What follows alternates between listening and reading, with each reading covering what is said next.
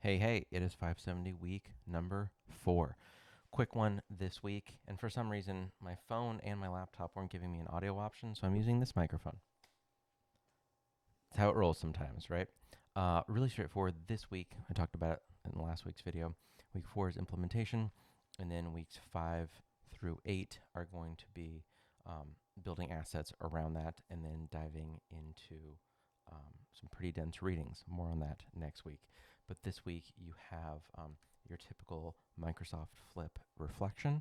This one is around an article titled Blog Mediated Reflection for Professional Development.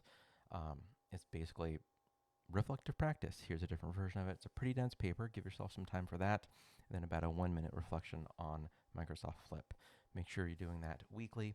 It's a really important part of the course and of your grade. Next week, you're going to have a reflective practice implementation progress report. So you're going to be implementing this week, progress next week, and as we look ahead, we're starting to ramp up. Week 7 is going to be your presentation. There's going to be slides that are narrated with probably Screencastify, lots of other options where you can record your voice, walk us through the slides.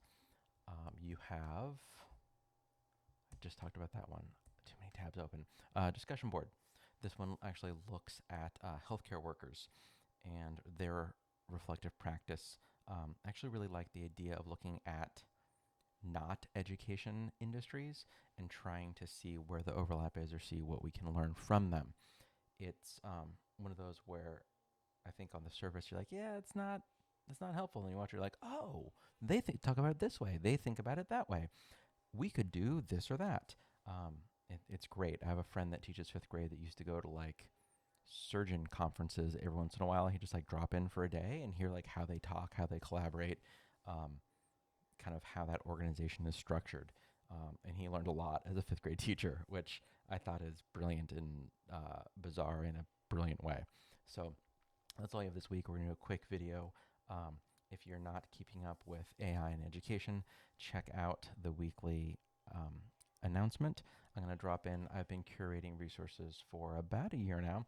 I'm going to share all of those. There's been it's not quite the flurry of every day there's a new announcement that there was 6 months ago, and yet there's a lot of companies starting to figure out how to monetize it and how to get into the education space. So it's an interesting time.